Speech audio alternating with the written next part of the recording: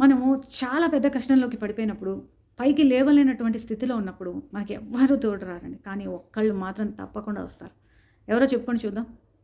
చెప్పుకునే లోపల నేను doctor Anuradha life coach, motivational speaker and positive psychologist.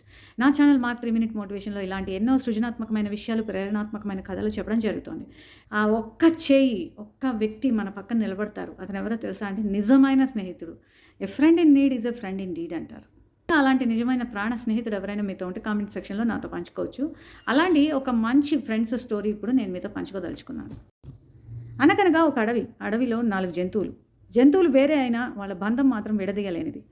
చాలా సంతోషంగా, జీవితం ఎంతో ఆనందంగా వాళ్ళకి కష్టం అనేది తెలియకుండా జరిగిపోతుంది. కానీ ఎప్పటి వరకంటే ఆ ఒక్క రోజు వచ్చే వరకు, ఆ భయంకరమైన రోజు వాళ్ళ జీవితాల్ని మార్చేస్తుంది. ఆ అడవిలోకి వాళ్ళ ముగ్గురు ఎప్పుడు కలుసుకునే చోటకి ముగ్గురు మాత్రమే వచ్చారు. ఒక్కటి రాలేదు. ఆ ఒక్కటి ఎవరంటే జింక. వీళ్ళేమనుకుంటారు, కాకి నువ్వు చాలా దూరం ఎగరగలవు కదా, నువ్వు వెళ్ళి చూసిరా అంటారు. సరే వెళ్ళి చూసొస్తే ఆ వేటగాడి వలలో జింక చిక్కకుంది అని చెప్పేసి కాకికి తెలుస్తుంది. కాకి వెంటనే తిరిగి వచ్చి విషయం ముగ్గురికి చెప్పేసరికి ముగ్గురు అవాక్ అయిపోతారు.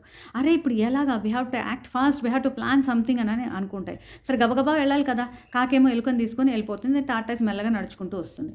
కాకి ఎలుకని తీసుకొచ్చి జింక దగ్గర వదిలేస్తే అది గబగబా వాళ్ళనంతా తినేస్తుంది. జింక వెంటనే బయటకు వచ్చేస్తుంది. సరే ఈ లోపల తాబేలు రావడం ఈ వేటగాడు చూసేస్తాడు. వేటగాడు తిరిగి వస్తున్నాడు అనమాట. ఇంకా జింక వరకు వెళ్ళలేదు.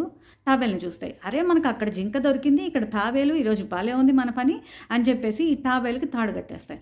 ఇవి దూరం నుంచి ఈ 3 గమనించేస్తాయి. ఇప్పుడు ఏం చేయాలి అని అనుకుంటూ ఉంటే ఈ వేటగాడు తాబేలుకి తాడు కట్టి అతని బోటు ఆ జస్ట్ నది దగ్గర ఉందని చెప్పి ఆ తాబేలుని తీసుకెళ్ళి అక్కడ పెట్టుకుంటాడు. ఈ 3 గమనించేసరికి ఆ దారిన కాకుండా కొంచెం పక్కదారిలోంచి జింక ఫాస్ట్ కదా పరిగెత్తేస్తుంది.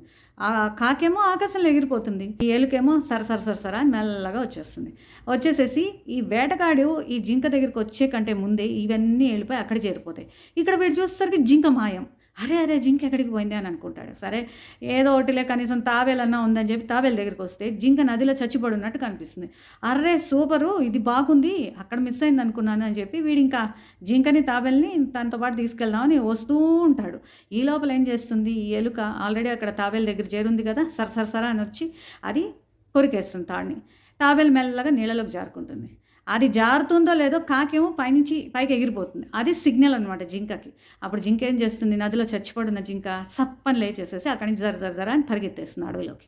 ఇకేముంది, వేటగాడు అవాక్ అయిపోతాడు. అన్నీ చేజారిపోయాయి. కాబట్టి ప్రపంచంలో ఎవరైనా స్వార్థంతో ఉంటారేమో, కానీ నిస్వార్థంగా ఎంత కష్టంలో ఉన్నా తన చేయిని అందించి మనల్ని ఆ కష్టంలోంచి బయటకు తీసేవాడు నిజమైన స్నేహితుడండి.